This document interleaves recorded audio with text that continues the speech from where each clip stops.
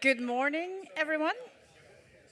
Good morning to those of you here at the wonderful Nobel Prize Museum, and good morning to those following us here on the stream.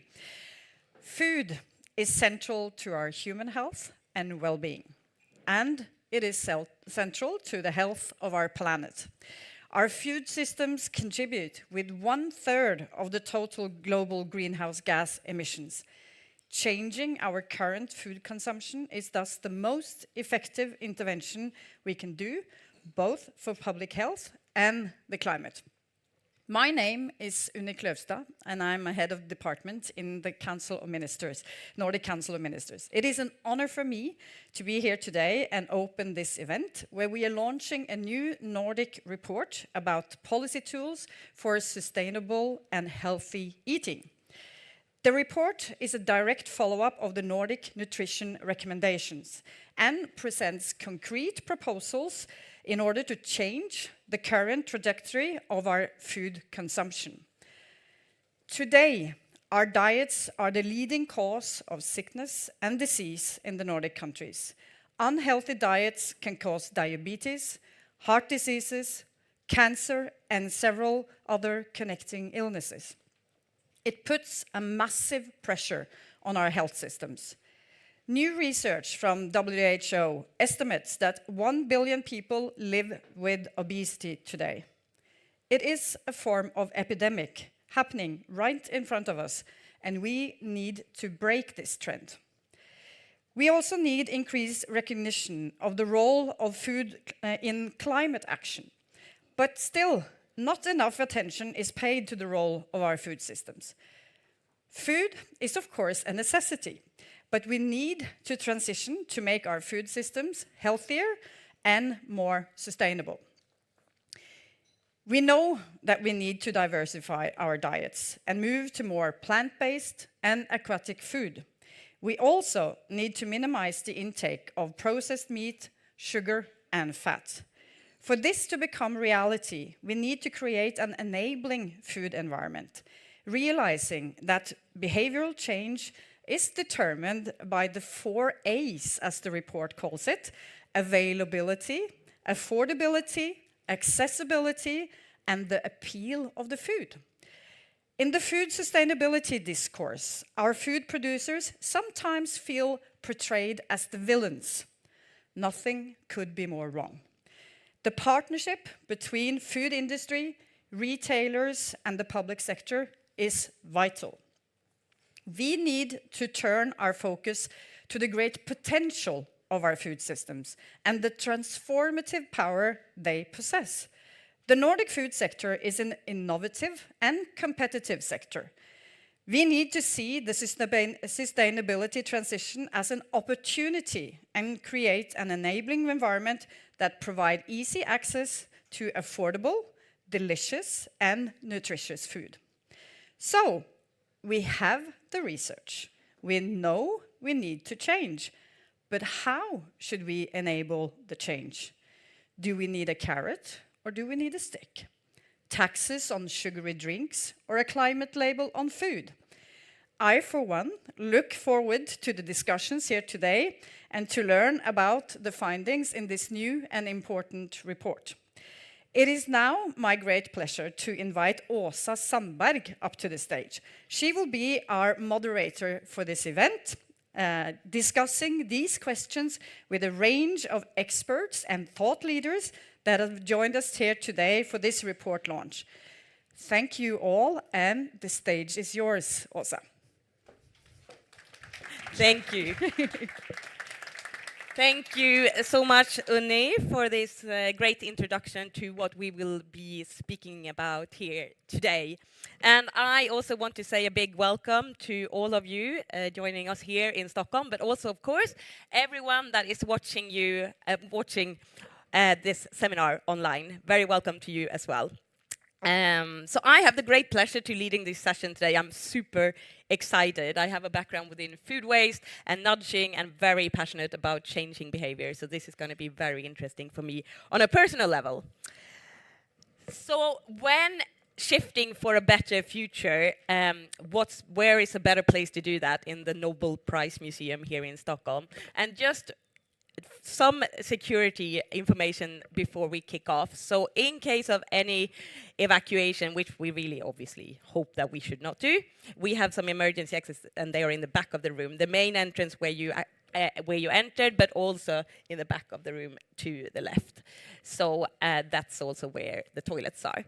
So we're now kicking off this today, and I want to welcome up our first speaker. And she is the lead author of the brand new report, which is launching today, Policy Tools for Sustainably and Healthy Eating. And it will provide us with the latest knowledge on the topic. So I want to welcome up, please, Lenicia Ljungberg. Give her a big hand of applause. Hi, Lenicia. Let's change, so I want you to stand there. Yes. So, Lenicia, do you mind just first telling us a little bit about the background of this report? Yes, thank you so much, Åsa, and wonderful also for me to be here today. It's a big day indeed, and I can say I have not worked alone on this report. We have been a great team collaborating. The background is really coming from the new update of the NNR, the Nordic Nutrition Recommendations, and I think we all know they were launched last summer, and it's a very comprehensive scientific overview of giving advice to the dietary regions in the Nordic countries. So actually, what is there is the information about what we should eat, but there's not so much information about how we can actually form the environment, like what kind of policy tools should we actually use to make sure that we also are able to follow them. So what's the effect, do you think? Because you've obviously taken the Nordic approach. What's the biggest strength of doing this? I think there is quite a bit of possibility with the Nordic collaboration.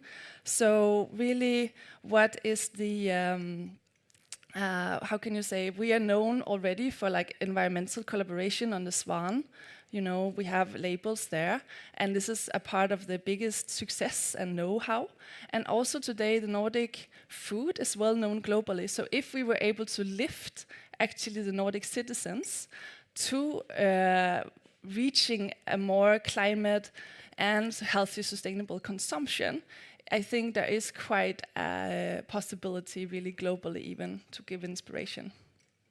That might also inspire other regions out in the world to do the same. Can you also tell us a little bit about the approach that you were using, the method that was used for this report? Yes, so we have been really seeing like the importance of acknowledging that we as humans, we are not rational beings. So looking into like the behavior, what are the actual determinants. And if you go one slide forward, you can see a bit. I think you have a clicker there as Oh, well, we but have now it I think here. it just showed up here. So Excellent. yeah. Excellent. So really understanding a little bit about what is actually determining our choices when we decide on a meal. We see here that we have 3 determinants, which is the food-related determinants, the person-related determinants, and the socio-environmental determinants. And also, first of all, we can see the appeal that was mentioned, like that's related to the food-related determinants, which is the biological and related really to the taste, to the how can you feel full from this meal? Is there like something attractive of it? How can I how can I have my individual experience? Do I get satisfied with the meal? Second, there is a factor about the interpersonal, which is about what is our background, what is the values, what is the actual knowledge, and like how do I cook at home, how do I choose, what is my to-go-to. And here also we have the family factors, family practices, and like social, what kind of food has certain statuses also at certain celebrations. And finally, the environmental, the social environmental, which is like the environment around, where we see the physical, the food availability and accessibility, very important parts, making understanding of what is actually easily grabbed when we have a certain hunger or taste. And this is also feeding into the social and cultural practices. And finally, an economic part that we've also given quite some attention, which is the affordability. And now we obviously want to hear what's your key takeaways, the key recommendations and the findings that you in this report. So just one more slide. So our aim with this work has really been to understand the policy instruments in the frame of these behavior changes. So also here you can see the instrument that's how can you say, surrounding what we are able to do. And here we see that there is a graph showing opportunity. This is actually what is available. And together with capability, that would be maybe there are vegetables available, but actually if you want to buy good organic vegetables, the prices are rather high. But capability could mean that I'm actually doing it still, but this would be related to a specific belief of a motivation. And therefore it's really important to make sure that these three are somehow in sync for this. So that's great, and it's very interesting to also know about what you were looking at. So I know that you have 5 key recommendations. Yes. Yes. So to go through here, first of all, with this overall figure of understanding the behavior, we see it's so important to both think through the complementary interventions. There's no single solution, and this is also really important thinking in the Nordic context. And for the Nordic countries, really, we see there can be definitely benefits here with reinventing and reassessing how can we implement or introduce subsidies and or taxes to really nudge and support behaviors to more consumption of fruits and vegetables.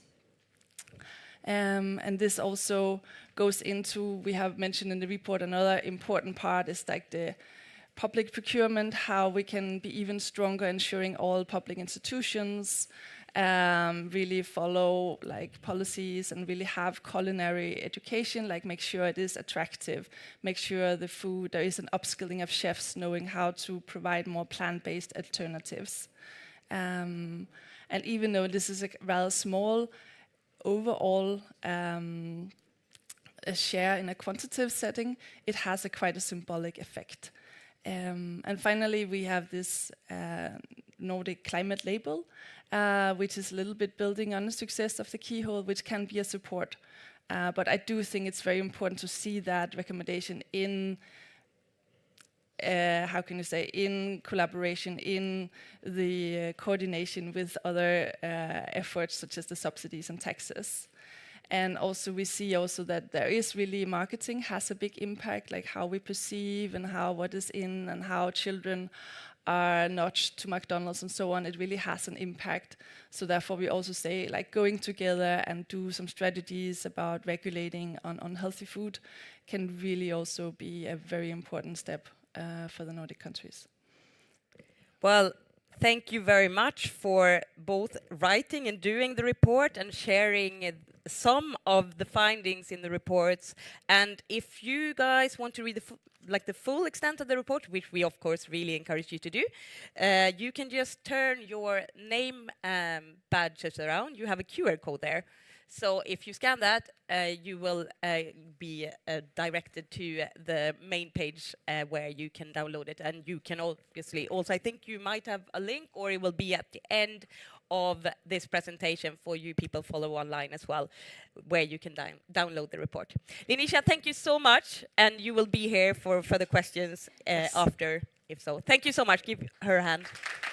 Thank you, Linisha. Right, and now we're going to do a little bit of a Swift behind me here, and we are going to have our first panel here on stage.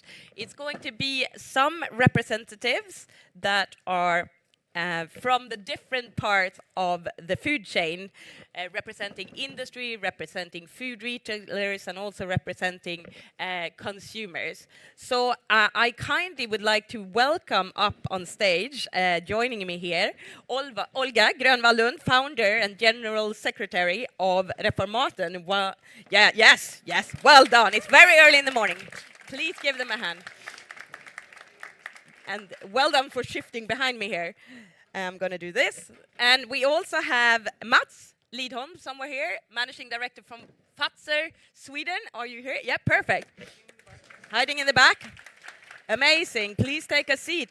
And we also have one of the speakers online joining us from Denmark. Please welcome Thomas Roland, who is the head of product liability and quality for Coop Denmark. Welcome. Perfect. Great. Perfect. So you are all part of the food chain and also, of course, consumers. So, and we are all consumers as well, sitting here in the audience and joining us live. We're kind of all part of the problem, but also part of the solution. So, Mats, I want to start with you quickly. You work at Fazer, Sweden, and you are a company with headquarters in Finland, but Correct. products all over the Nordics. So, what's the strength with having, locations all over? Can you work? Does that make you stronger in collaborating? Of course, it makes us stronger, I mean, in general, we call ourselves a food experience company. We work with products where we believe that there is a strong purpose. Products that brings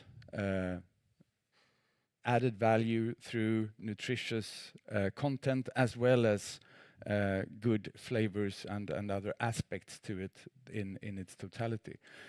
Working across Nordics, of course, means that we are using resources that we have at one end and to deploy that in others, and working together, which I think forms a strong way in general, and which is, of course, applicable to everything that we do across this sector, because nobody can, as was said before, fix this issue and these challenges all by themselves. And I mean, in that context, it means that we're quite a large company.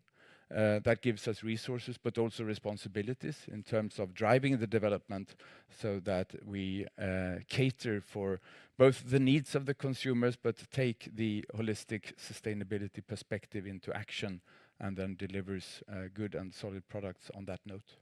So, as you said, you're a big company, and you also said the word responsibility. So, how do you, at Fazer, see your role in the industry, and how can you help consumers to become more healthy, do you see? I mean, ultimately, it's all centered around our consumer offerings. And if we can work on products to increase the nutritional levels of it without tampering on taste and other aspects that the consumers are looking for, then obviously that's something that we work very hard on achieving. So in that context, I mean, being a active partner to an industry that needs to develop, listening to what research is saying, creating our own insights, and then turning that into affordable, back to the 4 A's, products that relates to that and to delivers against those prerequisites. I think it's what we need to do and what we do really well. We'll come back to you. I'm going to turn to Thomas here, and I have you on screen, like right in front, but I'm not going to look there. I'm going to look straight in the camera, I've been told, so I'm going to do that. Which camera should I look at? That or that? No one is telling me, but okay, I'm going to go there, and let's see. Perfect, that's great. Well, welcome online, of course, and we're happy that you're joining us here today. You are working at Coop Denmark, and it's one of the biggest food retailers. And similar to Mats, you're also working across the Nordics. And how do you find collaborations among you strengthening your works within the Nordics? Well, yes. First of all, thank you very much for the invitation and possibility, and also congratulations with the report. I think it was really inspiring, and I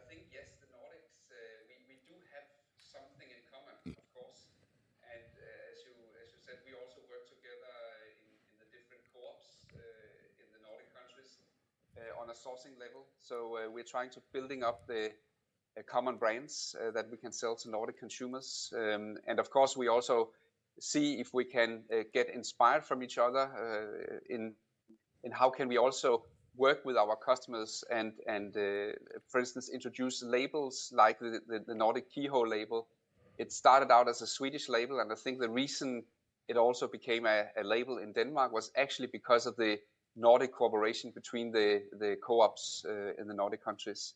So I think there's a whole lot of things you can do, ranging from products to labeling to how we meet our customers.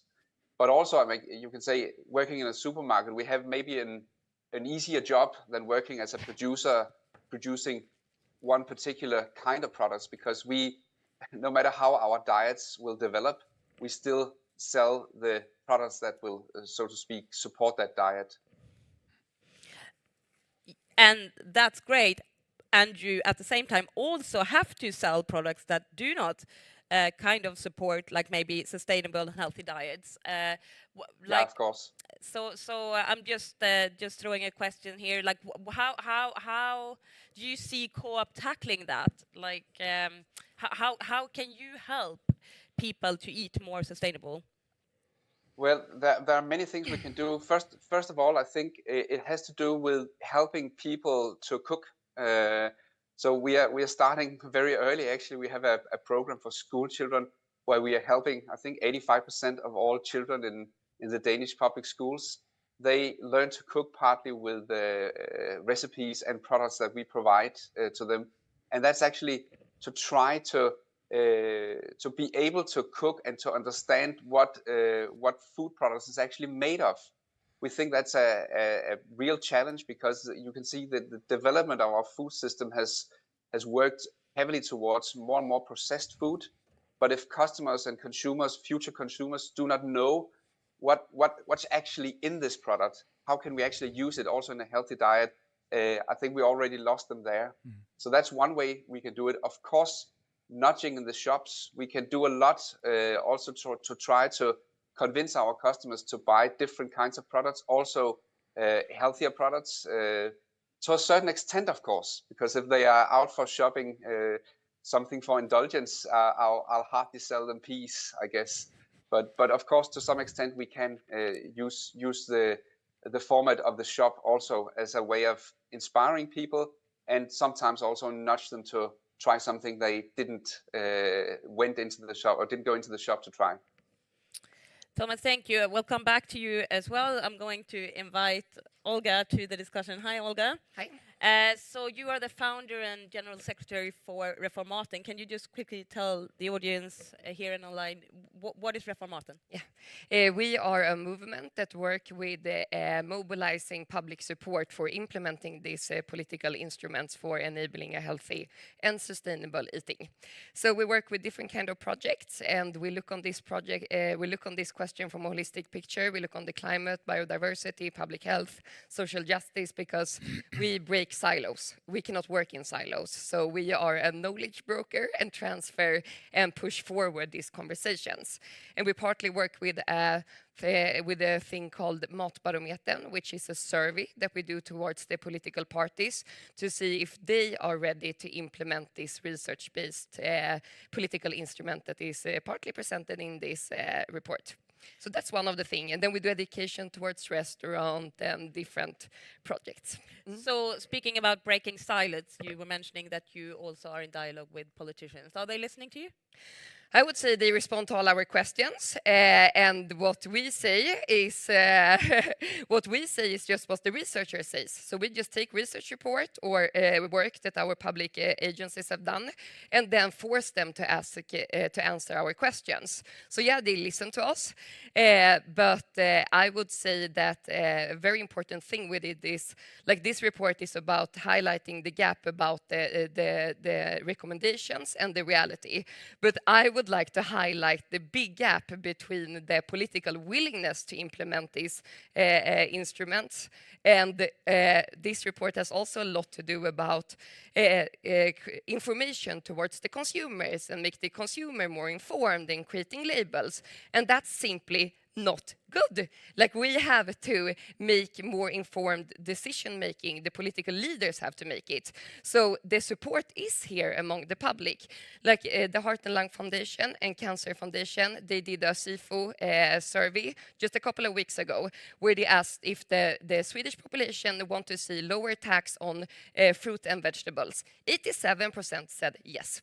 So the public support is here, but the political willingness to implement it is not there. So this with the education and the information and so on, that is not towards the people. That should be pointed towards the leaders in these questions. Sorry, now I didn't answer your question, but I have to say that. Perfect. That's great. Well done. Yeah. Brilliant. Thank you for the empowering words. We'll come back to you as well again. I'll jump back to Mats. You spoke about breaking the silos. You are also breaking the silos because you have paired up with a startup.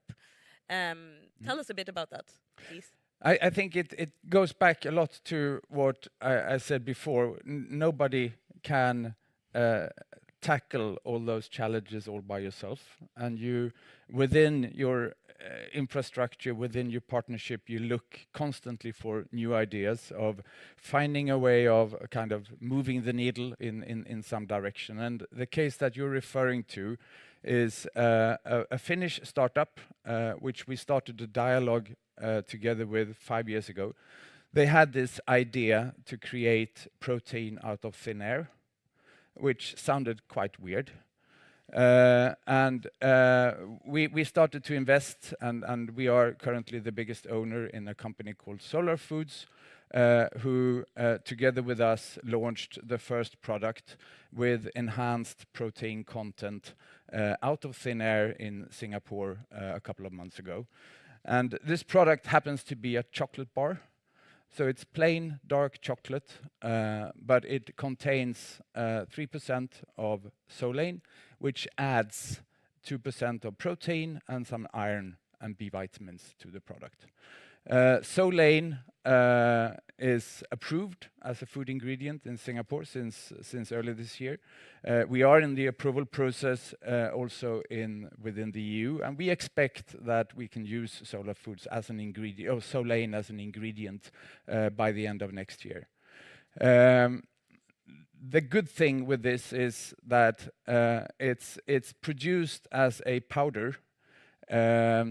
It contains, as I said, from a kilo worth of solein, you derive 650 gram of protein, some significant iron and B vitamins. It can be applied in any product. It doesn't have a taste, it doesn't have a color, and it adds then the protein content or the nutritional context of any product. It looks weird. It is absolutely fantastic to see it happen. And obviously we are really proud of being part of such a development. We couldn't have done it by ourselves. Solar Foods by no means could have driven this development without external funding and the support and the kind of thought that goes into transferring this into then products with a high consumer appeal. Well, so I was going to jump to Thomas, which I will, but I think Olga wants to reply on this or have a comment. But are we seriously talking about product development when our kids are suffering like with the biggest obese we have seen in ages? I think this conversation is like, we need to speak about the food environments and the possibility to eat good food and not developing more chocolate or like bars. Something is... can I also ask you one question? So if you take on all the products you produce, how part of them are considerable healthy and sustainable, and how much is the other way? About 50% of what we do is purely plant-based. And I mean, yes, we are a chocolate producer. We are also a big bakery. We have a considerable business going into plant-based, specifically oat, that we use for a number of in a number of categories. Replying on this is that I don't see the use of solein predominantly in confectionery. I see it in plant-based categories where we need a better nutritional content to it. And clearly there are many products where the lack of protein and iron ore is a considerable burden and hurdle for kind of giving people in general the nutritional content that they need. But instead of doing this, can you not just move this 50% so more of the products are healthy and sustainable? Absolutely. Absolutely. Sorry, just had to That was a concrete answer. Well, thank you. Thomas, I'm turning to you again. We speak about collaboration, and I know you mentioned to me when we had our pre-talk that you have a really interesting project, which are not funded yet, but I thought it was really inspiring to hear how you are involving a whole community, and maybe by sharing this here, it can inspire others to do the same. Can you maybe just share a little bit about the example that you told me about? Yeah, I can do that also because I don't think it's about the individual product. Sorry to say, I think it's about the diet. I think it's about the environment surrounding families on a daily basis. So what we're really happy about is actually the first recommendation in this report, that you need a range of interventions to start tackling this issue, and we want to try exactly that. We have already had one shop. We call it Klima Quickly. It's a shop in Aarhus where we have tried a lot of interventions in the shop to see if we can change the groceries that consumers are buying. And to some extent, we've managed to lower the average climate footprint by 10% of the average of the product going out of that shop compared to other shops. But we can see that the next step we need to take is actually to work together with the local community. We need to work together with local authorities, with schools, with institutions, with workplaces, with cantinas, probably also what you do in your leisure time with sports clubs, etc. If you do not tackle all that together and inspire people to live a different lifestyle, you will probably not reach what you need to reach just being a retailer alone, or just by nudging in the shop, or maybe even not just by changing the VAT or on healthy or unhealthy products. You need more than that. You need the whole surrounding community and area, food environment, so to speak, to move in the same direction at the same time. And can we just tap into also, you mentioned both nudging and also reducing VATs, etc. Have you tried nudging in your store? Yeah, we do. You can say as a retailer, we nudge every day. We just call it space management. That's basically what we do. But we have also done one funny experiment at a time where we gathered all the most climate friendly fruit and vegetables in a special table right where people enter to the shop. And we could also see that by doing that, we could increase the sales of these products by 14-15%, something like that. The interesting thing is that the week after, we also put up a sign saying to people, we made it easy for you, and actually gathered all the climate-friendly products right here. And then we could see the sales drop again. So nudging works when we don't tell people why we are doing it. And if we tell them it's out of climate concern, then they think, maybe the prices have gone up as well, or I don't want the shop to tell me what to buy. So then consumption went down again. So nudging can be used, but has to be used with caution, of course, because it can also backfire. We will be joined later on in the program by Courtney Price from the FAO that knows a lot about nudging as well. So it'll be interesting to hear his comment on this as well. Olga, you've obviously read the report and the recommendations. What's your biggest take? Like, how do you think people will perceive this? But I think, like, the people, as I said, will perceive it very good. I think the political leaders need to be educated to receive it good.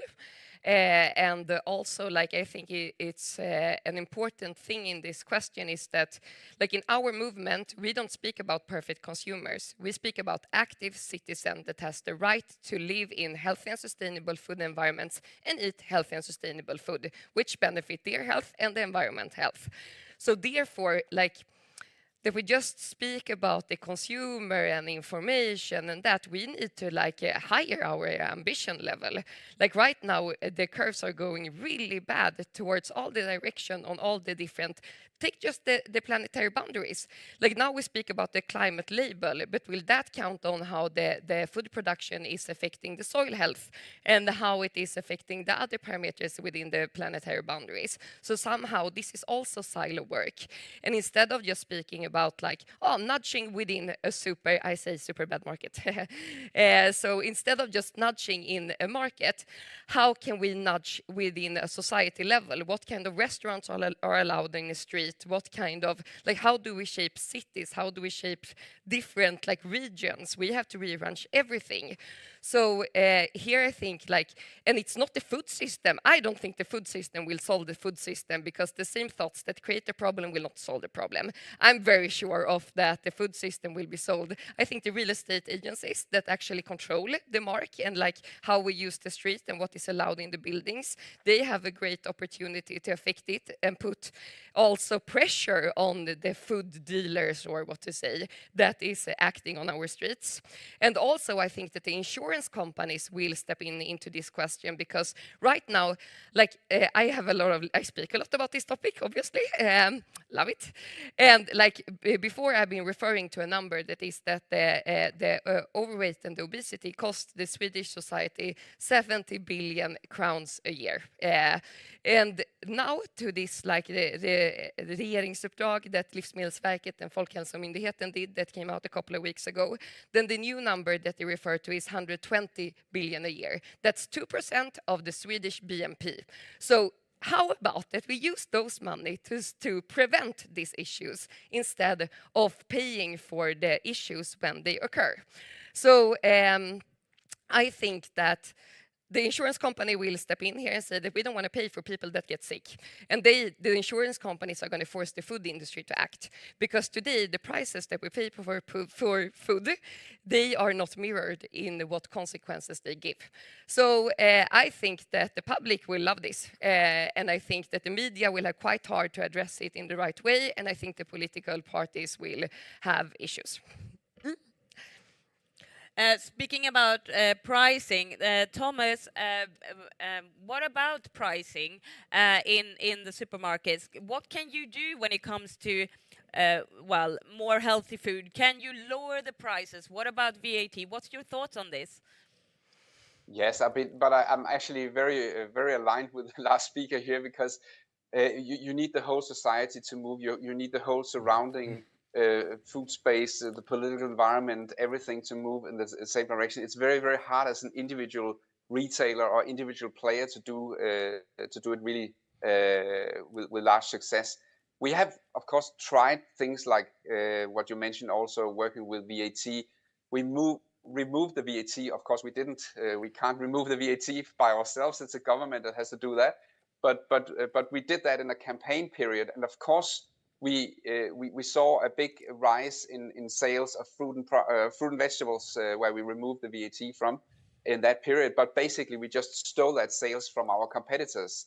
So if you really want this to be have an impact on a societal scale, you need to go together with the politicians on these issues. And as you said, also the last speaker, of course, our customers, yes, they want lower prices, of course, on healthy food. To some extent, they can also accept higher prices on unhealthy food if the prices on healthy food will be lower. We have actually asked the consumers about that, and there is a majority saying, well, it's okay with taxation even on meat and unhealthy products if the healthy products will be cheaper as well. So we are ready to move. But it's the whole society that needs to go together before this will happen. This is very interesting because we're going to touch on this later on as well in the seminar. Mats, final question to you briefly. What is in your pipeline now, looking ahead? I think taking a bigger stance on that is looking into what the industry is working on and replying to kind of our fair share of the development. And I think the food industry in the Nordics are working extremely hard on tackling the issues. I think the cooperation that we now have ongoing, for example, in Sweden around the pledge for a sustainable food system, where 10 producers together with retail partners have come together in a common program.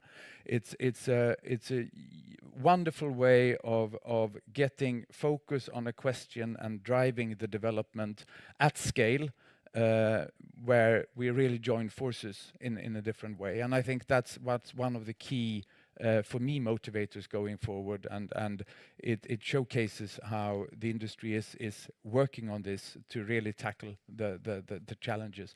One of the recent observations that I've made is in terms of new product innovations and development that we've seen, the plant-based equivalents to meat products that has been in the market for quite some time is clearly struggling.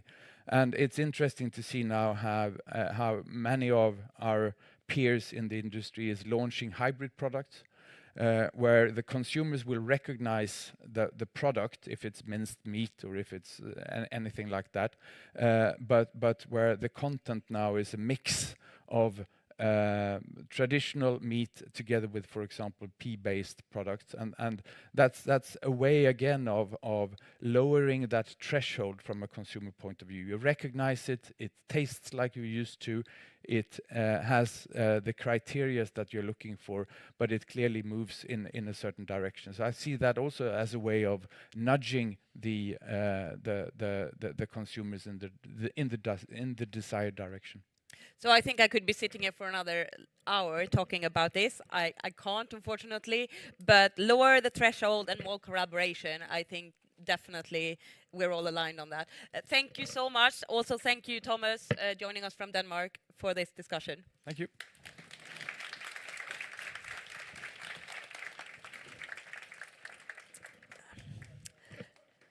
Great, thank you. And now it's been time for me to invite our first politician, and he will be joining me online as well. And I want to say a big good morning to the State Secretary in the Norwegian Ministry of Health and Care Services, Ole Henrik Krat Bjørkholt, who is joining us from Oslo, Norway. Hi, Ole Henrik, good morning. Good morning. Perfect. You have a full venue here in Stockholm, and we have hundreds of people joining us online. So thank you for joining us this morning. So I have a few questions for you. The Nordic nutrition recommendations, who were launched 2023, they gave us a guidance for how to eat for both our health, but also the health of the planet.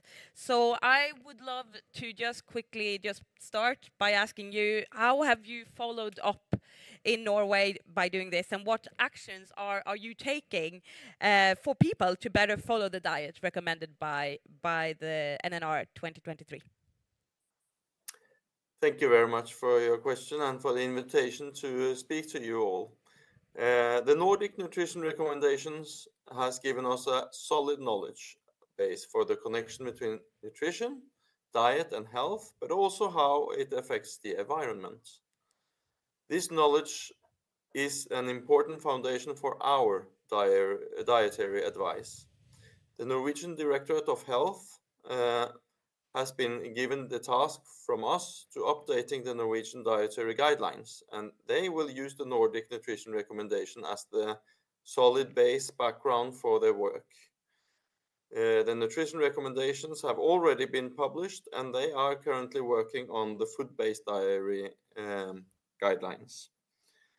The main objective for the Norwegian food-based dietary guidelines is to contribute to a better public health through the prevention of chronic diseases such as cancer, cardiovascular diseases, diabetes, and obesity. So the updated food-based dietary guidelines will be based on the connection between diet and health only. And at the same time, we know that food we eat have an impact on the environment, as we saw on the Nordic recommendations. It's important that this knowledge is made available to the public. And this knowledge will be mentioned in the food-based dietary guidelines, but it will not become an integral part of the guidelines. We are expecting the updated food-based guidelines to be ready in August this year. And when we are publishing these guidelines, the Directorate of Health will make plans for getting people to follow them. So, based on your experience, what's barriers are there to healthy and sustainable eating in Norway, do you see? There are a lot of barriers. We can see from the data from the Norwegian Directorate of Health that the Norwegian population, they are still eating too much salt, too much saturated fats, too much added sugar, and too little fruit, vegetables, fish, and whole grain products. And this challenge is pretty similar to the rest of the Nordic countries. There are probably several reasons. We don't know exactly why, but we think price could be a deciding factor. We know that many people think that fish, for example, is too expensive. A recent survey showed that price was the biggest deciding factor when people are in stores buying foods. And as we already observed social inequalities in diet and health, this is most unfortunate. And we know that families with a higher income use a significant lesser proportion of their income to eat in accordance with dietary guidelines than people with low income. The availability of health foods and beverages is also an important prerequisite for choosing them. And a declining food knowledge in the population is challenging to getting people to follow the dietary guidelines. And when it comes to sustainability, the consumer finds it difficult to find out what food and beverages that are the most sustainable alternatives. Well, you touched on sugar. Well, there's several recommendations, both in the report today, but also in the governmental report from Norway launched earlier this year that looks at taxes on sugary drinks, regulation on marketing, taxes on certain kinds of meat, and subsidies on vegetables. Are there any of these recommendations that you see could become policies in Norway, or what are your priorities right now? Well, first, I would like to say that we know that the current nutrition policy is not sufficient. We know that because we can see from population data that people are not following the advices from the government. So we need other measures to improve diet and reduce the social inequalities in health and dietary consumptions. And I think it's important to say that the society must facilitate healthier choices. We have initiated a work how to protect children better from marketing of unhealthy foods and beverages. And this includes the protection of children from such marketing in digital media. We know that they are highly exposed from different kinds of marketings. We are planning on putting a suggestion for new regulations. We will actually ban marketing of unhealthy foods and beverages to children under the age of 18 years. On public consultation are expected before this summer. A regulation that restricts the marketing of unhealthy foods and beverages could reduce children's food choices and intake of such foods. And we think that this will provide both healthier food environment and promote healthier diets. And this was actually one of the recommendations we received from this expert group. We also consider how we can limit the use of energy drinks, which has increased a lot among children and adolescents. The Parliament has requested a 16-year age limit for the sale, and we are currently working on how to achieve this and how to follow up this. The measurement we have in place to promote a healthier diet in Norway does not seem to be enough. And this was the background for us to point out this expert group, and they have suggested some cost-effective measures. One of the recommendations was to introduce a tax on sugary drinks. We know that taxes work. We have many years of experience using taxes in area of alcohol and tobacco, and we know that this is an effective measurement. However, taxes are politically controversial, especially in these times of economical difficulties for the populations, and they are not easy to implement either. We are currently evaluating the suggestions in this report and how to proceed with the recommendations. Well, thank you for that. Final questions to you. I've heard about this agreement that the government has with the industry in Norway. What experience do you have with this collaboration, and can that be a tool in creating sustainable and healthy diets? Absolutely. We have an agreement with the food industry called the Partnership for Healthier Diets, where we work together with the aim of making it easier for consumers to eat in accordance with the dietary guidelines. The agreement has specific goals related to reducing the intake of, for example, salts, added sugar, saturated fats, and and to increase the intake of vegetables, whole grain foods, fish, and seafood in the population. And we also have an agreement to increase the consumption of key whole products. Our impression from our meetings with the industry is that they take this agreement seriously and they work together with us to fulfill the overall goals. The most used method and measures is to gradually reduce nutrition such as salt, sugar, and saturated fats in the products, making this product just a little more healthy. And when this is performed in products with a high consume in the population, the effect will be significant. For example, one of the largest dairy producers has recently reduced the contents of saturated fat from 27 to 26% in their most sold cheese. This might not sound very big change, but the measurement says that this will reduce the population's intake of saturated fats by 205 tons just in 1 year. So these are effective measures. We have seen product innovations like developing ready meals with fish and the use of whole grains in breads. Last year, one of the industry members created a concept called Taste Detectives in kindergartens in Norway. The aim of this campaign was to increase the intakes of fruits and vegetables in the kindergartens. Other industry members choose to engage children in fish counter for focusing on fish consumption and reduce the value of added tax on fish for a period. There are, of course, challenges with such an agreement, and it cannot replace other actions taken by the government. But overall, we see many positive initiatives, and we have said that we want to continue this cooperation with the industry. I think it's very inspiring to hear that you're cooperating so closely to the industry, and I hope that work continues. Thank you, Ole Henrik, for joining us from Norway this morning and sharing your reflections on this important topic. Thank you so much. Thank you very much. Now we have a packed schedule. We have 2 more panels, but I know you've been sitting down for like almost up to an hour. We don't have an official break, but research has proved that if we just shift a little bit, we keep our focus. So I want you to stand up,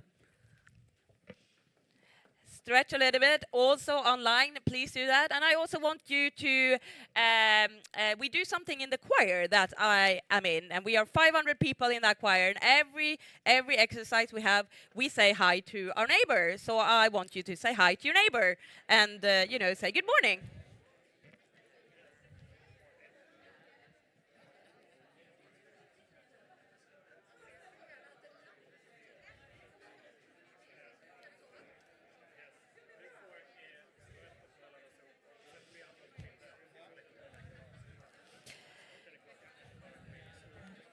Perfect.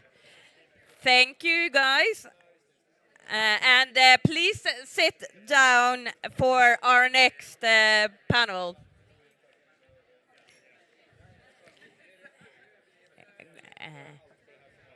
Great. Thank you so much. Thank you so much. Thank you so much. All right.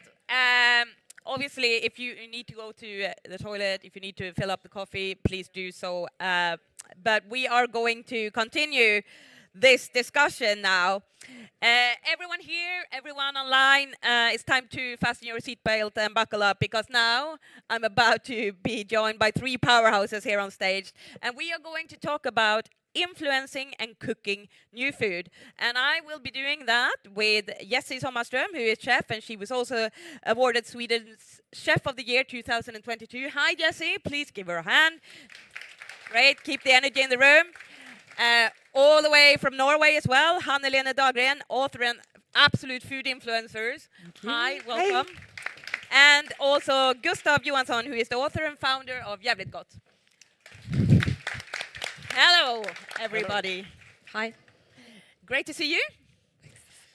So we are going to speak about food up here on stage now, and innovation and everything. So Jessie, I'm going to start with you. You are you have been in the media a lot, and obviously you were awarded Swedish Chef of the Year. Really great work that you're doing. You're a wizard in the kitchen, and you're inspiring a lot of people. Like, can you just quickly share with us, like, how did your chef journey start, and since you kind of started really to be more mindful of sustainability, what have you seen on your journey, how consumers have shifted their behaviors? Yeah, actually, I've been working as a chef for over 20 years, and I think the shift, our customers have a lot more knowledge about food and healthy diet, and also they put a lot of responsibility on the restaurants. And I can actually say that a key to provide more food and influence people to eat more healthy diets is knowledge and education, because actually the chefs are not really adjusting to this today. And I think it's really important for us as chefs to provide really tasteful and high gastronomic alternatives to the dishes that are really bad for the environment and for the public health. So, touching a follow-up question on that. So, you said that the chefs are not adjusting. What do you think is needed for them to adjust? Education first. You have to actually have the whole knowledge about the food system, not just only about the produce, because that's been a big issue, where things come from, but not why we actually buy them and how they are produced. So I think that knowledge is really, really important for culinary schools to actually provide in their education. Yeah, and what potentials do you see? Because you've worked both in food retailers and also in restaurants for many years. Like, what do you see for potential where restaurants can actually help people to eat more sustainable, healthy, without, all transforming into maybe vegetarian and vegan restaurants? Maybe you would want that, but yeah. But what do you see? I think it's really important to put extra effort on the vegetarian dishes, and also not use the name as vegetarian or vegan, because people don't like that. And also, when we have the possibility to talk to people, we actually have the time to educate them as well, because people don't actually like to be told what they're gonna eat, but you can actually nudge them with the price, where you put it on the menu, of course. And also, I've been working in retail, so it's really important to build a nice food atmosphere, of course, and where you place the food environment is really, really important. So if you recommend something, you have to do it really nice and smooth, because people are really, if you tell them what you're going to eat, instead you can inform them how good it is, how tasteful it is, and also the price is really important. The price is really important. The taste is really important. Jumping to you, Hanne-Lene, you are one of the top profiles when it comes to green cooking in Norway. But you were at Google before. That was quite a gap. Like, why did you shift? Well, I'm a spreadsheet cook, I call myself. I like to find out what makes the food tick with people at home. I'm not serving food. I make recipes so that people can cook at home. And I want to make sure that I find out what is the thing that makes people want to create this dish over that dish. So the short story is that I myself understood how well vegetarian and vegan food could taste, and just trying to eat more vegetables, I found out that I didn't want to eat any more animal food for a while. I'm back to eating a little bit fish now, but other than that, mostly vegetarian. But I understood that people actually stopped inviting me for dinner, basically. That was basically the teaching from that period. And I was like, I'm a social girl. I want to eat with my friends and family, but people don't know how. And that's because, and when you have people over for dinner, you want to serve them something that you feel that they will appreciate, and you want to indulge in it. It doesn't have to be unhealthy, but it has to feel like an indulging, right? So what I did is that I jumped off the Google train and used my analytical background there to create recipes with the consumers. So I had 50 test families joining me for my first cookbook. I had all the recipes tested so well that only the top 5-star rated recipes were in the book. And just like my whole perspective is getting people in on this. We need to see where's the barriers. Why do they like this over that? Why do they choose it? And I really love what you're saying about the naming of the dishes and about the taste, because I feel that's always lacking. We're always saying that, oh, we should just educate people more. We should say that you should eat more vegetables. People know that. And in Norway, at least, 80% wants to eat more fruit and vegetables. But they're not able to because they don't fancy it, to be frank. They don't think it tastes good enough. You don't think the broccoli is good enough. That's why you don't choose it. If you have an amazing broccoli dish with a miso peanut butter dressing or something, and it's grilled or something, then everyone will love it and you want to choose it, right? So that's my perspective. I could feel my mouth started. Your palate is I starting. didn't get breakfast because I didn't have time. Now I'm going to come back to you, of course. Gustav, you are also one of Sweden's famous profile when it comes to green cooking, and you also have the blog Jävligt Gott, and that's actually currently Sweden's biggest vegan food blog. Yeah, it's kind of hard to measure, actually. So I'm saying that until someone else comes and claims the title. Amazing. We should all do that. Yeah, yeah, absolutely. Find something and be the best at it. Yeah. Until someone challenges you. Yeah. So also, how did you venture on this journey? And you know, also, what shift have you seen since you started in consumer behaviors? Well, for me, it all started when I was just exiting school at 19. And I partied way too hard and eaten a lot of not very healthy foods. And I felt that I really needed to get a hold of myself. And I thought if I could eat plant-based for 6 months, that wouldn't just be good for me, because I was quite politically engaged. I knew there were a lot of climate benefits to it and the whole animal aspects. But it would also represent a huge shift from where I was at that time, eating a lot of McDonald's and pizzeria stuff, and my father's classic Swedish meatballs and stuff. And it was great for like 6 months. I lost a lot of weight. I felt great. But what I didn't really expect was to actually step out of my own comfort zone and kind of start reflecting what I was actually eating, because you kind of need that distance sometimes in order to break the meat norm, kind of, which we're all very much part of, where meat is food and food is meat, and normal food contains meat, and food without meat is therefore not normal. And to me, I had never reflected on that. And suddenly, I didn't see like a piece of ribs in the cooler. I saw a sort of part chest, and I was kind of disgusted by it, and I didn't want to eat it anymore. But as soon as I kind of then started to go back to eating normal food, after 6 months of just doing it, eating salads and falafels and stuff, I craved normal food again. I craved my father's meatballs. I craved pepperoni pizzas and Big Macs or whatever, normal food, just like any 20-year-old guy growing up in Borlänge would like to eat.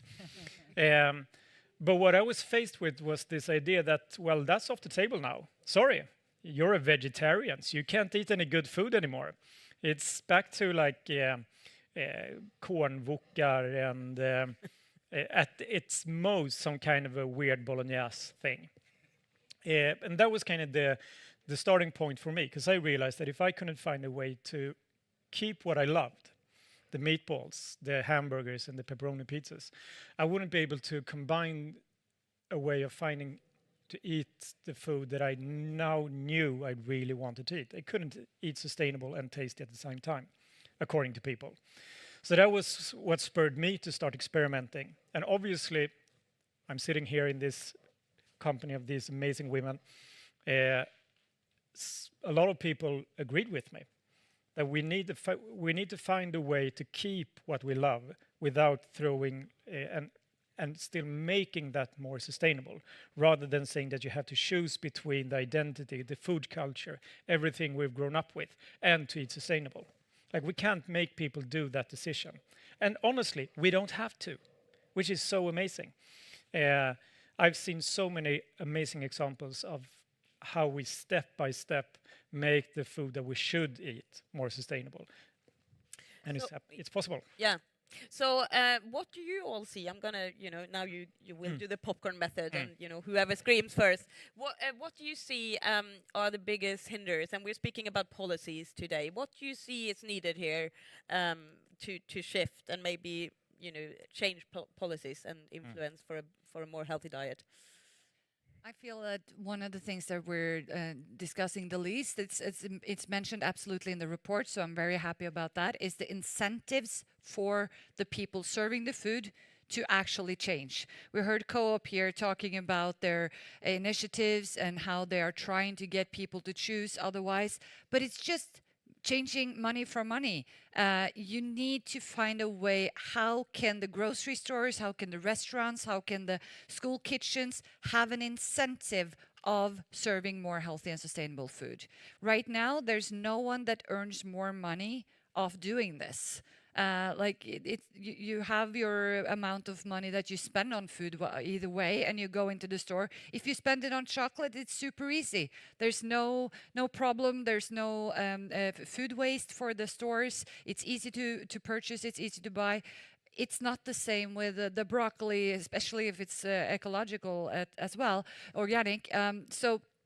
So I think that incentives is so important. We need to find a way of how, especially the grocery stores, are measured by how much sustainable food they are able to shift in the public. I want the dietary guidelines to be their purpose, but also what they earn money off. I don't know how to solve it, but I think we need to start that debate, and we need to expedite it.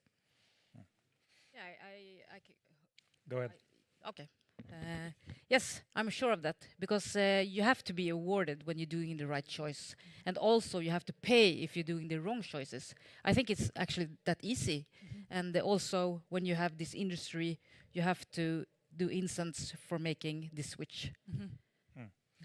Yeah, and I also think we really need to understand, because we're talking now a lot about both policy making and also how to influence consumer behaviors. But we need to understand how these are linked, because it isn't that easy that you can just go and tell people what they should act like, or for that matter, to tell the retailers what they should do, if they don't have the possibilities to do it. And we need to see, because I'm part of a very interesting project funded by Vinnova right now, where we're supposed to look at how can we create a protein shift. And in order to do this, we've analyzed, made a system loop, you could describe it as, to kind of try to describe how consumer and policy connects. And if you imagine a loop, on top you need to start somewhere. So let's start at the policy level. You have policymakers putting policy in place, which of course regulates what possibilities companies have to act and do different things. Some things are regulated, some things are subsidized, some things are penalized. And that of course shapes what kind of products we can create. Some are cheaper, some are harder. And that shapes the availability of products. And this is something that has happened over a long time. So the connection between policy and companies are very, very sedimented. It's been going on for decades. And of course, that has produced an offering of products that we've grown used to over decades, or even centuries. And that shapes what options of choice we have, and what shape, and that in turn shapes our culture, our norms, our behaviors, because we've been used to cooking these products for decades, for generations. And of course, that is going to shape what we would want to see as a political change. We're not going to vote for things that we feel is very, very hard, very, very unattractive, very, very like unappealing, and we can't even imagine. So in order to, and that of course then sediments the whole thing on a policy level.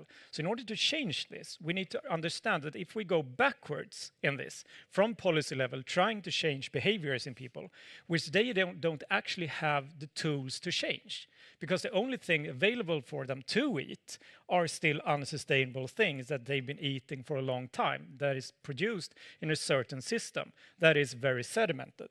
So we need to understand that we need to work with this loop to start to see where can we change this on a more basic level earlier in the process to create better options for companies so that they can create a better offering for people so that we can actually choose more sustainable things that can then influence our behaviors, which will then make it easier for policymakers to enhance this. But as of now, we're kind of stuck in a loop, if you kind of get my drift with that. So we need to see, all right, do we have some low risk things we could put in for policymakers, for companies that has a high gain? It might be hard to go and then mess with people's taxes on meat right now, because like from a PR perspective, that is going to be a high risk of backfiring, as with the gasoline taxes, for example. But then putting in policy around green companies to subsidize green production of things, or maybe lowering the tax on fruit or whatever. That could be way less risky, because who actually has something against that? So then you can, like, I think understanding this process is incredibly important. And of course, we then need to talk with, because a lot of these things has with opinions and attitude to do. And the whole thing that I talked about earlier with the meat norm, a lot of chefs especially, their job is to work with produce, and high level produce today is most often animal produce. If you have an expensive dish on the menu, it's expensive because you have an expensive piece of animal produce on it, not because you have a very expensive beetroot on it. And that is what the chefs then are proud of, and we need to see how can we change that. And I would say by getting better plant-based alternative products on the plate that chefs can then feel proud of to cook. Do you want to? Well, I was just like mirroring your. I was felt like totally you were having agree. a dialogue. Yeah, I totally agree with we need to get the chefs proud of cooking sustainable food. Yeah, but in order to do that, you have to have the knowledge.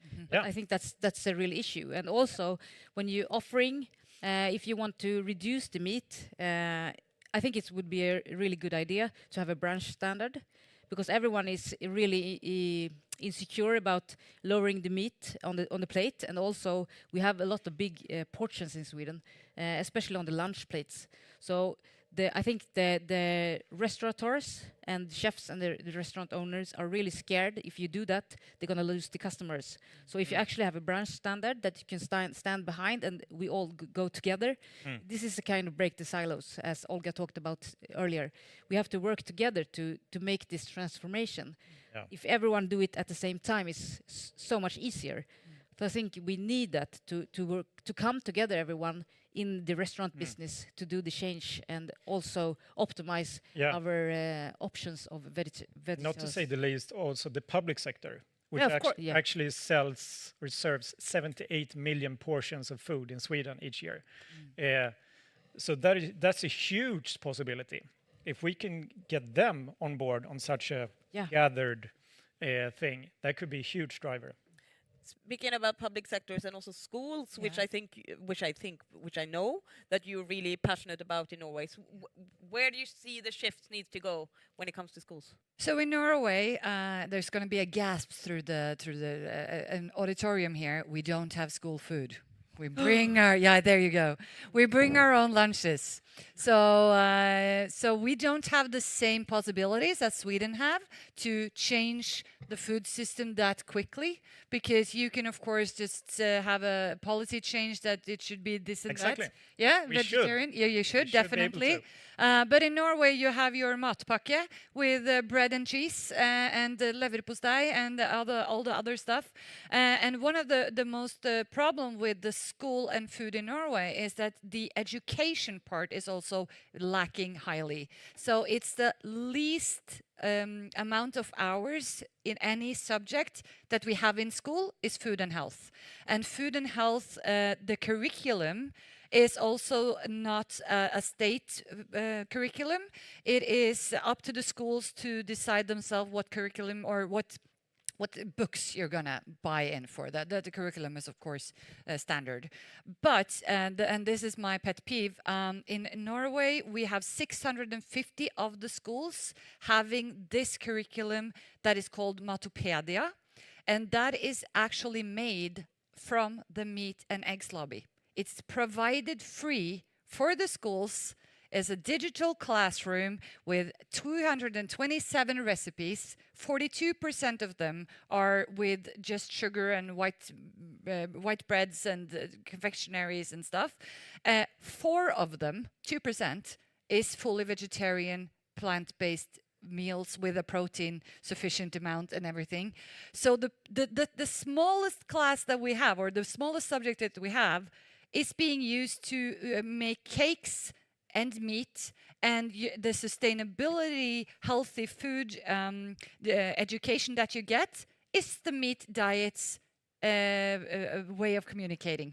And they say in their strategy documents that it's important to reach the kids early with good dietary choices. And we allow that in schools. So when Ole Henrik here from the State Secretary talks about how we are trying to forbid commercialized into schools and everything, we have Tine Milk, which is the same as Arla, providing milk at the schools. We have the meat lobby making the curriculum. Come on, like, of course we shouldn't have like tunes on the front package of cereals, but what's happening in our schools? That's one of the things that I think that we should immediately change and use as an opportunity to teach the kids. I'm soon done, but to teach the kids the most important skill you can actually have in life: how to feed yourself healthy and how to take care of the environment. And this is one of the few skills, except from reading, that you do 3 to 4 times a day. You eat something, and we are not teaching people how to do it sustainably, and we cannot leave it up to the parents, because us as parents, we grew up in the ready meals age. We don't know how to cook. So we need to start in the schools, and we need to do that the proper way and not the commercialized way. I felt the applaud was hanging in the room, so we needed to release it. I like hanging applause. Yeah, it's very Yes, good skill set. Yeah. We have to kind of start finishing up here, but I want to also touch on the fact that, well, you're all influencers in some sense. You have a lot of followers and your platforms, but I want to just check with you, because I can just go to myself. If I'm, as a consumer, maybe I'm stressed going into the supermarkets, I'm faced with all these different options and whatever, and then I should make a very evidence-based choice based on what I know and don't know, and I scroll through my social medias and I get people saying all these stuff. How am I supposed to know what's right and wrong, truthful or not? Like, follow us. Follow them. Right and wrong? No, that's good. Right and right. Yes. Right and right. Right. Yeah, and Jessie is actually with your new job at Sodexo. She's doing it every day.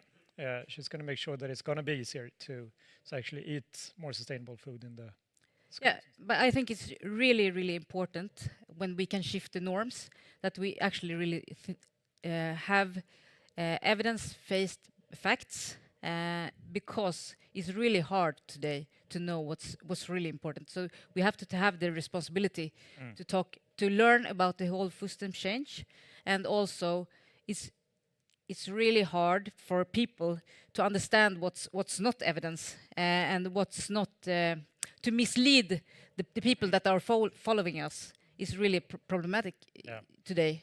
Absolutely. And I think, as Hannelene said, we have an amazing opportunity in schools to Yes. take food and to talk about it in history class, in science class, in S-zone, N-zone, everything. Like we need to teach kids more about how is food actually created. We need to teach adults that as well. But in the end, we need to make sure that the products available are tasty, are price-worthy, and actually are available. And that those products that are tasty, available, and price-worthy are good. And that is something we have a huge and very important mission to do as food producers, as chefs, as policymakers, everything, to make sure that the products out there are good and that the good products are more attractive than the bad. About the information part, just as to wrap it up, I think that it's so important that we have more. We have to have more focus on getting the dietary guidelines out to the public. In Norway, we only have 5 million in budget for the health department to actually market the dietary advice. That's 1 krone per citizen. Yeah. Like, come on, like that's nothing. We need to have a way higher budget, and we need to make sure that it actually teaches people not only why but how. Do you have some final last word to send out to the people here, people online, or speaking about the next panel for policies? What's your final, send out? We need to make sustainable food jävligt gott. Yeah. I think we need to prioritize the kids. We need to prioritize the schools because they've been lacking for so many years. Yeah, actually, I just agree with her because that's the next generation. Yeah. I love having you on stage. I love having this dialogue. Please stay around. Thank you so much. Thank you so much. And let's just stand up before we invite our final panel. Stretch, shake a little bit, and share to your neighbor, please. What's your favorite healthy, sustainable food dish?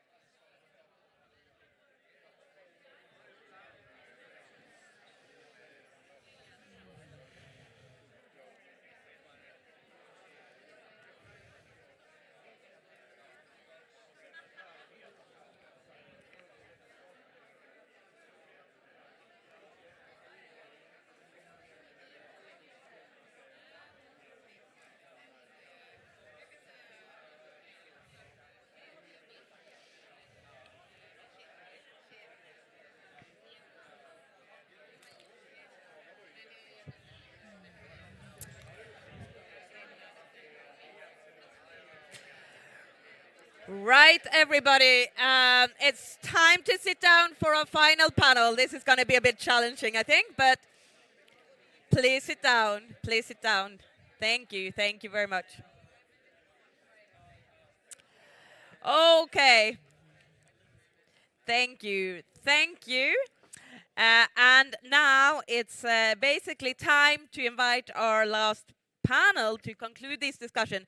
And this time we will focus on how we go from research to policy. And here to conclude this discussion, I think we have them all lined up here. Yeah, I'm very excited to introduce here on stage with me. Well, I'll take Karin first. Please, Karin, come up on stage. Project leader for the Swedish Food Agency. Thank you. And perfect. Thank you. Doesn't matter. Sit down. And we also have Courtney Price, who's the lead of behavioral science at the Food and Agriculture Organization of the United Nations. That's a long title. Please give him a hand up.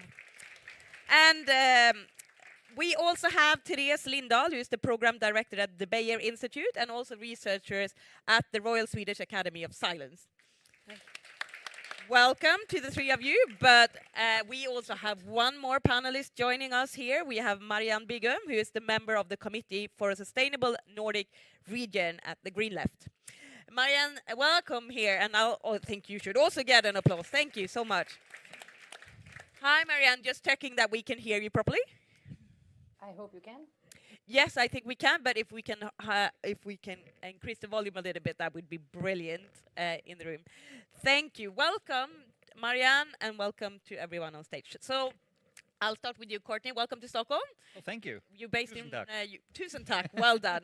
You are based in Rome normally, and you represent the Food and Agriculture Organization. Can you just briefly tell us a little bit for the people in the room? Sure. What do you do there, and what does the FAO do? Well, I mean, as someone working in behavioral science, I'm the first to admit I'm incredibly biased. But I would say that the Food and Agriculture Organization, FAO, has one of the most exciting and ambitious and important mandates across the entire United Nations. And that is essentially to end hunger. It's to promote food security, and it's to enable sustainable agriculture. So, that's going to take some time. It's a very challenging and ambitious project, but it's a really exciting one. I work inside the Office of Innovation, which is really about unlocking the power of out-of-the-box thinking, innovation mindsets across the organization and in our partners. We do a foresight in terms of anticipating and planning ahead. We have work on catalyzing and scaling, incubation, acceleration of good ideas. Connecting and empowering through field experiments and research and extension on the ground. And the final part, which I have the privilege of leading, is the fostering of innovation mindsets. Sounds very, anyway, all these documents sound really, really important, but the most important part of that is that's really about people. So I'm fascinated by what drives people, what enables us to do things that we want to do, and using behavioral science as a lever for unlocking that change.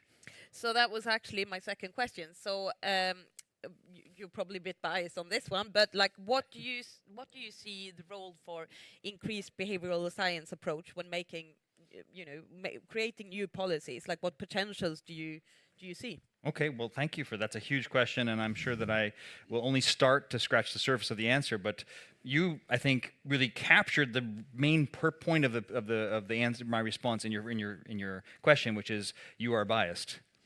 And that is really, the epiphany that drove me into the behavioral sciences. Not biased in a negative sense, but biased in an accepting human relationship sense, understanding myself and others. And I think we've heard a lot of really powerful speakers with much more experience than myself talking about what works. But we need to contextualize that. So when we say nudging people works if, yeah, in that context, in that specific environment, did you experiment? Do we have evidence of it? People will respond to. We must have more education. We must have more food environment change. So the opportunity for behavioral science really is not in the changing of influencing people or the changing of behaviors, even though that could be an outcome through nudging. But really, the big meta opportunity is that it's a lens that we can apply to the world. It's about integrating into our daily lives, whether we're a policymaker, a consumer, an educator, or whomever, a chef, the realization that that logic and rational thought don't always drive our decisions, and that's okay. And we need to design for also our automatic processes. So, and long-winded answer, slightly shorter. In terms of policy design, policymakers are humans too. So jumping to conclusions is our natural, in our DNA.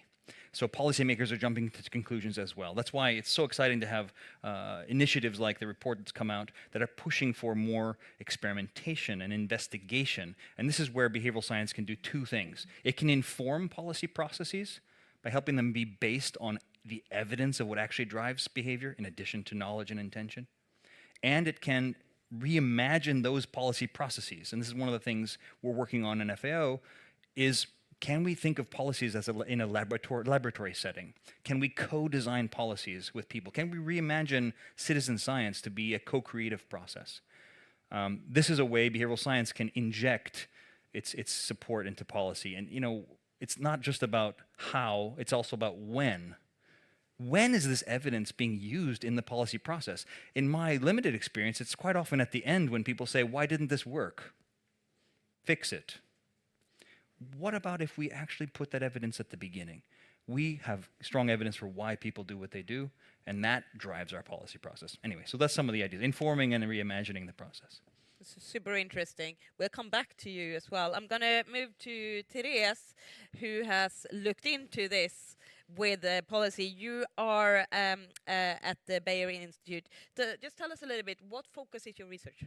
So the focus that we have at the Bayer Institute is sustainability.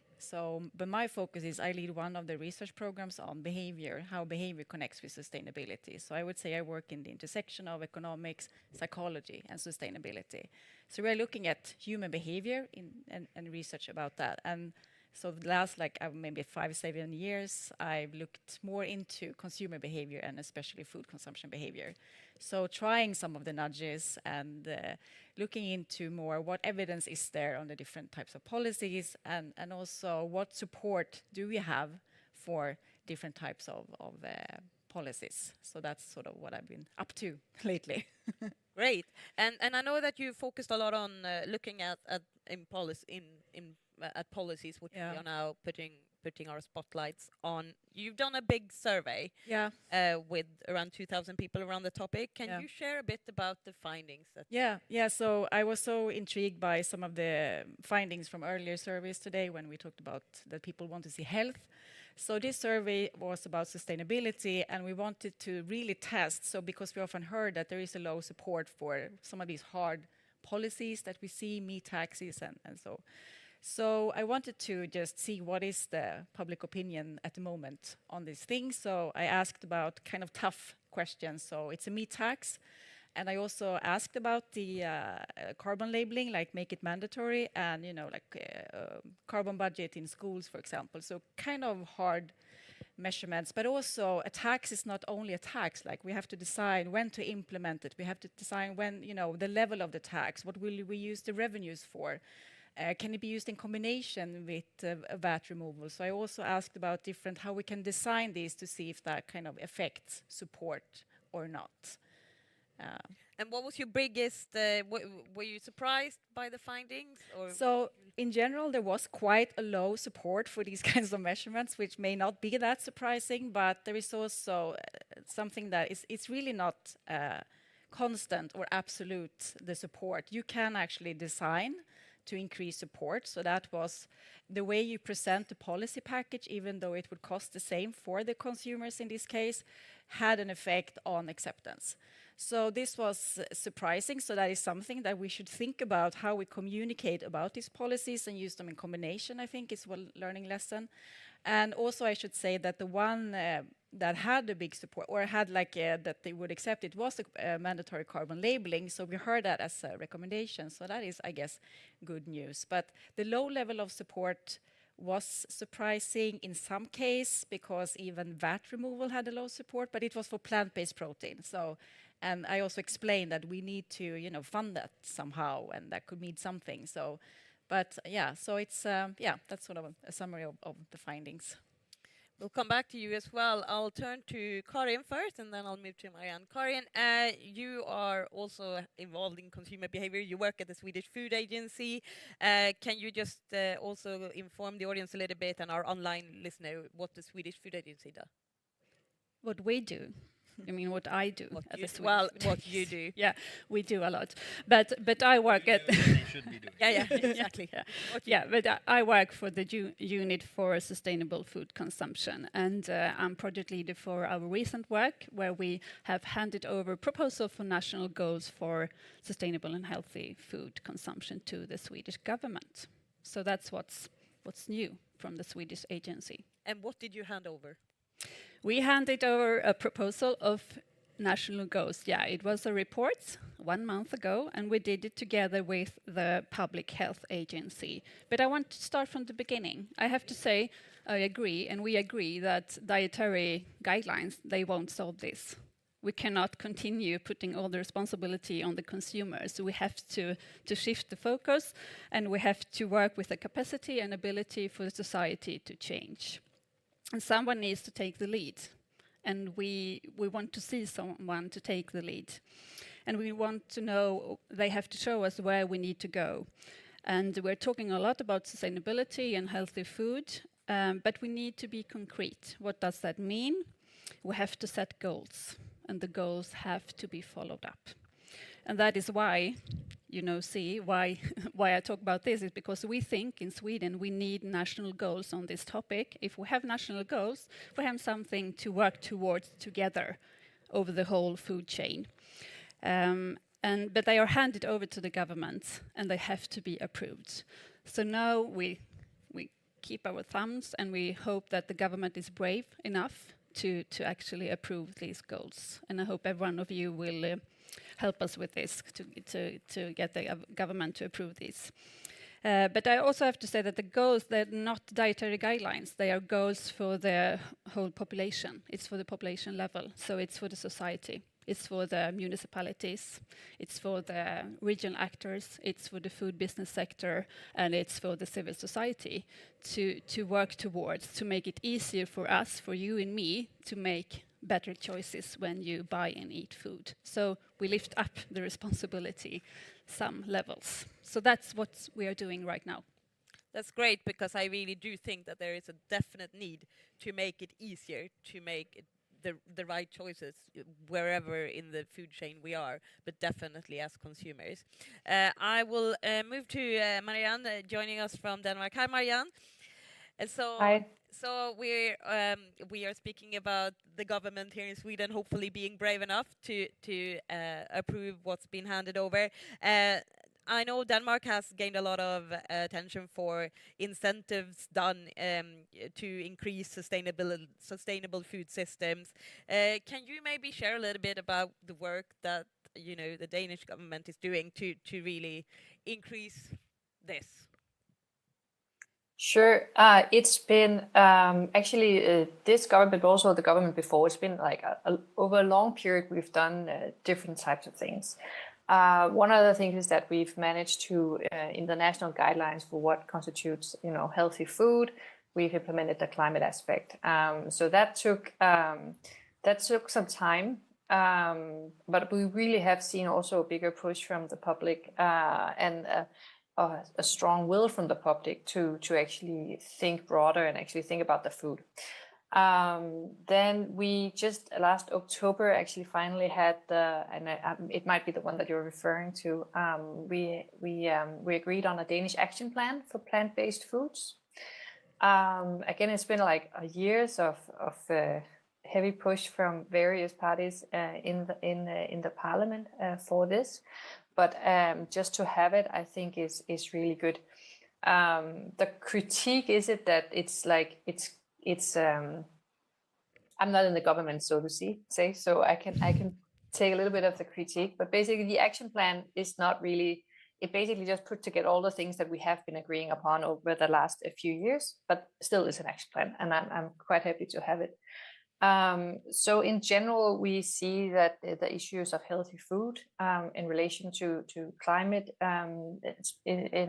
especially, but also generally, just to have healthy food, is something that is high on the public mind, and hence, well, it also becomes high on the political agenda for some, and easier then to get things approved in parliament. Perfect. Also, I want to ask you, we heard Unni in the start of this seminar talking about that these dietary guidelines and the food and the sustainable food should be accessible for all. Like, how do you see that the politician could make that happen when it comes to policies, pricing, etc., to make these diets accessible? Well, I mean, some of the things that we do have, and we could of course be more ambitious. I mean, we also have madpakker in Danish schools. We don't have a public food in that regard, but we do see it in kindergartens and in the daycares and all these things that as I understand, have really for many years have had a pretty good policies on changing that. So that's also like that. I think that's really a way to make it accessible also. We were talking about children before. We are not there, and it's not my party politics that to remove the VAT on food, and basically just to give an insight into the political debate. For starters, what I would normally say is that carrots are actually pretty cheap already, so that's not really I don't find that it's that is the barrier. But also then we start discussing whether or not it should be organic or not. Then if we move it on organic, like beef, then that's not good for the climate. So how to make it accessible? I really think that the most important thing we can do is to change the food culture, and that is to make sure that people know how to. It was said before, but just I really think from a political standpoint that that's the most important, to make it accessible to people to actually know the impacts of the food, that there's healthy food and non-healthy food, and also how to cook it, basically. And I see a definite change here I just see a lot of just debate. It can be Instagram, it doesn't have to be politicians, but a lot of influencers, a lot of knowledge around what the type of food that we eat and the impacts that it has on the health.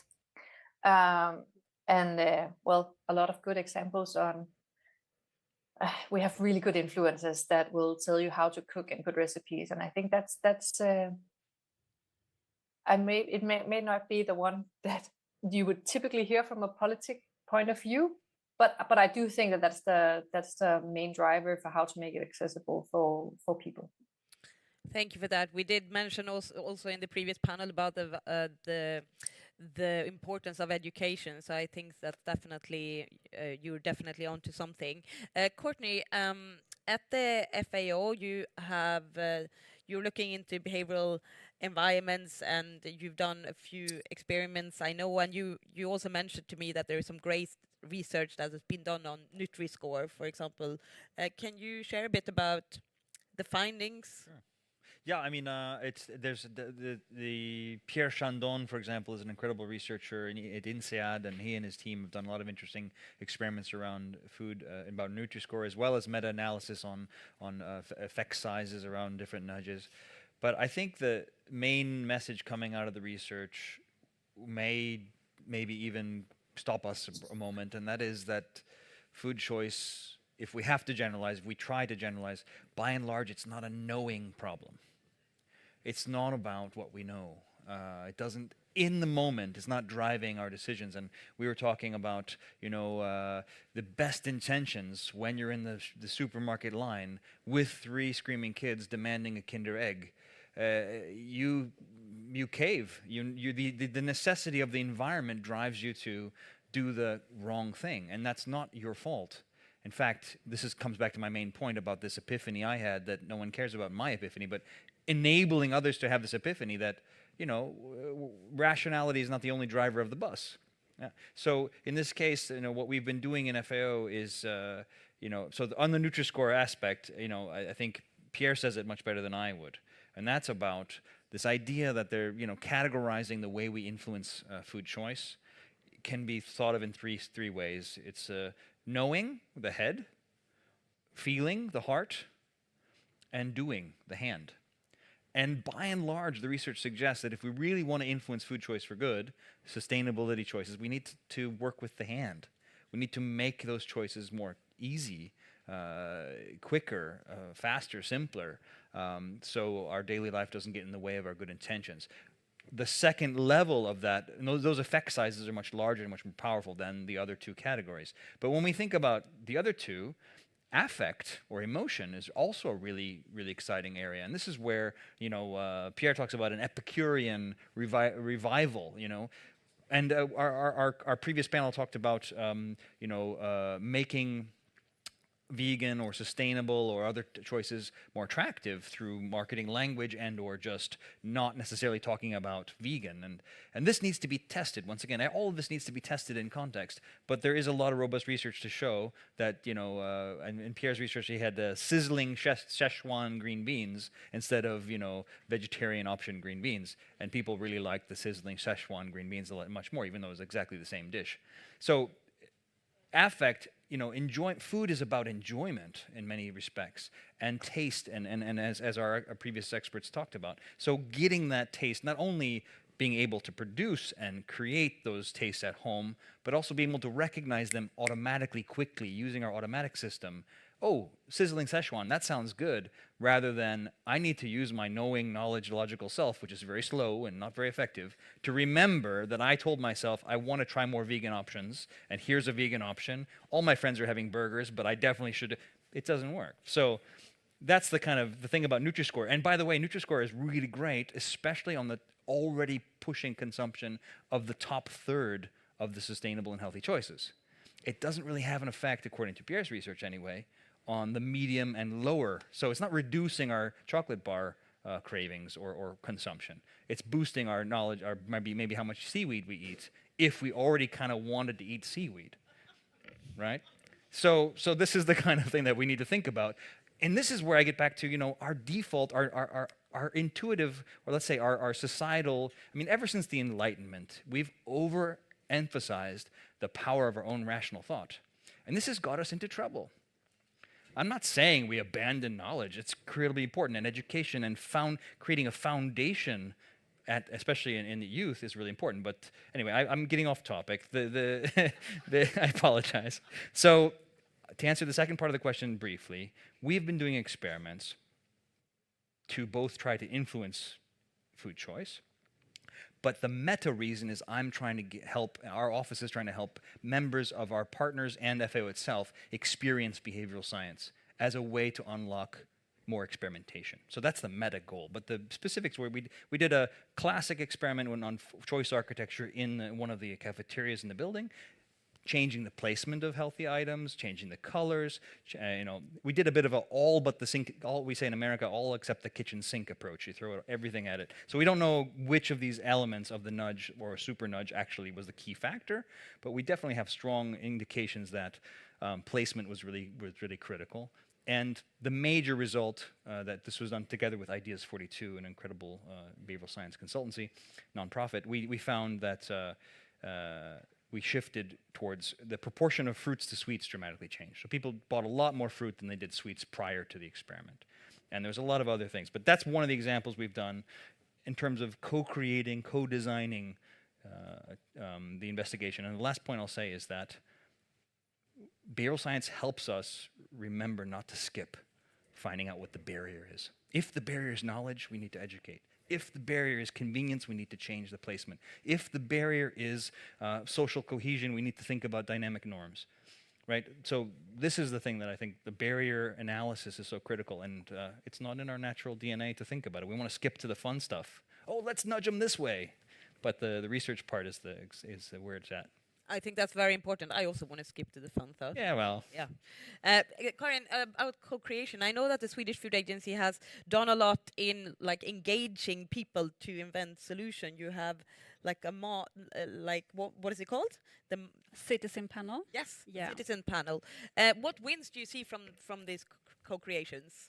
Yeah, we wanted to know what do the citizens think about healthy and sustainable food. How do they think what solutions do they want? And I don't know how much you know about citizen panels, and I will take you quickly through it. It's a panel, it's a structured citizen involvement, a group of people who are representative of the Swedish people, and they get together and learn about a new issue. And then they have to consider the issue very carefully from different kinds of views, and then they make recommendations. And in Sweden, it was 60 people that was participating over 4 days. And the questions put to them was, what needs to change so that you and everyone else can eat in a way that is healthy, sustainable for the planet, and affordable for everyone? After 4 meetings, what happened? the citizens, they gave us 40 recommendations. Most of the recommendations, surprisingly, concerned financial instruments and regulation and information efforts. The citizens panel recommended interventions that actually could affect consumers' food choices. For example, by imposing on tax on unhealthy foods that can make them more expensive. So it's quite clear that they want, the Swedish people, they want the government to steer us. They want help. Can I offer just a very, I promise. Yeah, brief, yeah, it has to be very short. extremely brief, not just to be intentionally to play devil's advocate. I mean, a quote came to mind when you were talking, and that was Henry Ford talking about his innovation. And he said if he had asked people what they wanted, they would not have said cars, they would have said faster horses. Yeah. So I'm sure you did incredible research on how you ask these questions, but how we ask questions can drive the answers. And we forget that polarization is a natural part of group dynamics. We tend to try to all kind of want to say the same thing. So I'm not saying that is what happened, but I would encourage us, is there an opportunity to do additional experimentation in this area rather than taking verbatim the Swedish people want? Because how we ask the Swedish people matter. It will influence what they say. Yeah, let's have a talk. Yeah, perfect. Already we are collaborating on stage. I saw Marianne, you were nodding on stage when you heard the Harry Ford. Yes. I say I want to go to the gym very often, but yeah. And yeah, we don't have, but I just want to say I completely agree, because what I hear we hear this for everything, you know, whatever people want, what do you need? And they'll say something about financing or taxes or regulation. And basically, I mean, I'm not a citizen science, but basically what I've come to learn is that they don't really want to do anything. They want external factors to shift so that they continue without making active choices. They meaning we, right? No. Yeah, we as people. I mean, someone just do it, okay? I just need to go to the grocery store with the 3 kids and just grab whatever, you know, comes to mind, and you need to fix that because I don't want to have to like stand there and make a conscious effort. So I don't think that and I think it really is a barrier in politics that we keep getting whenever we ask. I would rather have, you know, the scientists to do the experiments and figure out what are the barriers and how can we actually do it right, than ask people what they want, because they don't always know. And then if that's feedback to the politicians, we don't always know either what we want to do, and then we're spending a lot of money on something that might not do the job. So yeah, I think it's a barrier. So that's why I was nodding. I think that's yeah, and I think that's really important what you're saying here now, that obviously politicians are human too, and we all, you know, we all have biases and everything, and we need to suss out from a behavioral point of view like what actually works or not before we come up with new policies that could be the way forward. I'm gonna, Marianne, I'm gonna get a final question to you, and I'm gonna conclude with Therese. Marianne, what do you now think is the way forward? Well, in Denmark, as you were representing, what do you see as the fastest way forward to increase the speed of helping citizens to shift? I do believe that we need to have a knowledge level. I mean, just the guidelines that we have, the dietary guidelines, I mean, they matter. They really do, because then people have something. We were just discussing on coffee, you know, just the other day. But also this, like, the range of, we need a lot of things to happen. We need, you know, the healthy food to be accessible when we go out shopping or we order in. I don't take my 3 kids to the supermarket. I meal plan. And then we, you know, all the people we had one on the board, on the panel earlier, you know, doing all the recipes with the nice pictures. Yeah, exactly. This is a vegan option, you know. It takes time to build a new culture, and I think just getting the food in, like the public kitchens, and not just the public kitchens, but also the private industry, you know, the big kitchens there, so that people learn and they see, oh, you can actually make great salads. It tastes good. You'll bring it home. All these things need to happen, and we need to get it more into when we meet in a family or when we meet with friends, that it's part of the diet. Just and that's the scale of we are now. We have the knowledge. If we have the food accessible, at least I see that a lot in Denmark. Maybe just because I'm in a bigger city, but still accessible. And then you need to see that other people are eating it, and we're sharing recipes and all that. So I do think that politics matter. We put a lot of actually funding into this plant-based fund to develop these new type of food, to develop the value chain.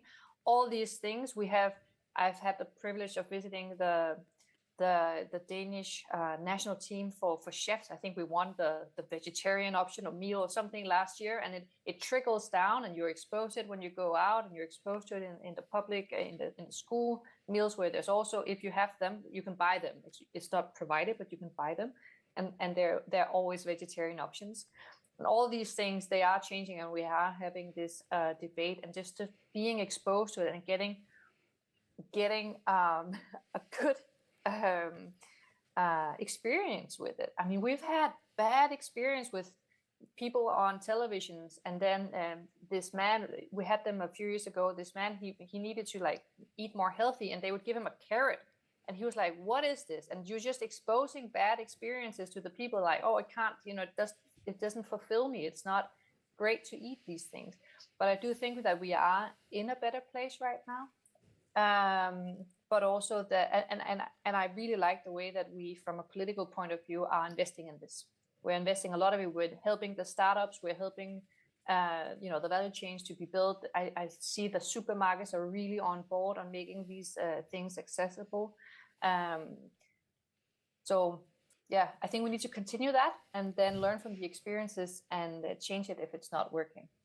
Thank you for that, Marianne. I'm going to give the final word to Therese. Therese, I know that you're looking into the shifting of norms. What do you think? It's a big question, but what do you think from your perspective with the findings that you have in your study? What is the most efficient way forward here? Yeah. When shifting norms? I mean, I think Gustav did some of the job for me. So I think that, yes, everything we've heard we need. So I think that we need strong signals from governmental point of view. We need experimentation.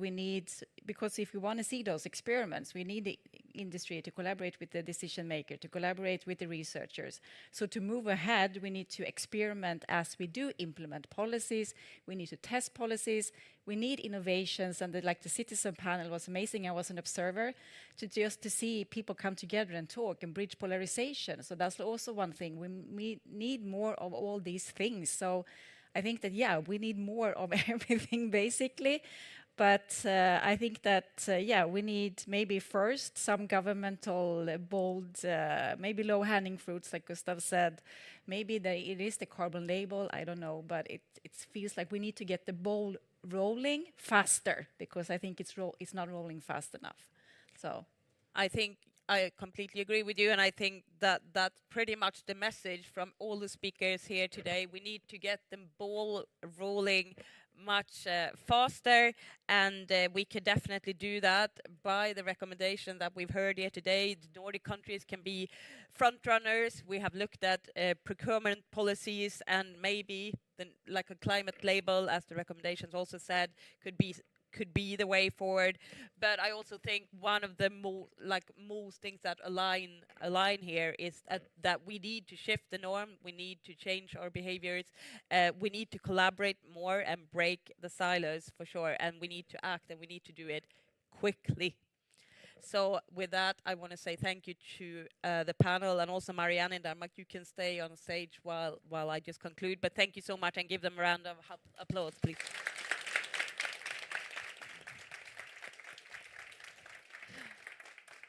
So this concludes these 2 hours on digging into behavior, policies, and how we can eat more healthy and sustainable for all. I want to thank you all for joining us here at the Nobel Prize Museum this morning. I want to thank everyone that's followed this seminar online, and I want to, of course, say thank you to all of our speakers today that have shared knowledge both online, joining us from abroad, but also here in Stockholm, of course. Thank you for being front runners, and thank you for taking the leadership role in this. And I hope that you go out there and home and speak to your colleagues and your friends about the importance to shift. You can download the report from the first main page from Norden.org, and as I mentioned in the previous, you can scan it. The people that have badges, you have it there with a QR code.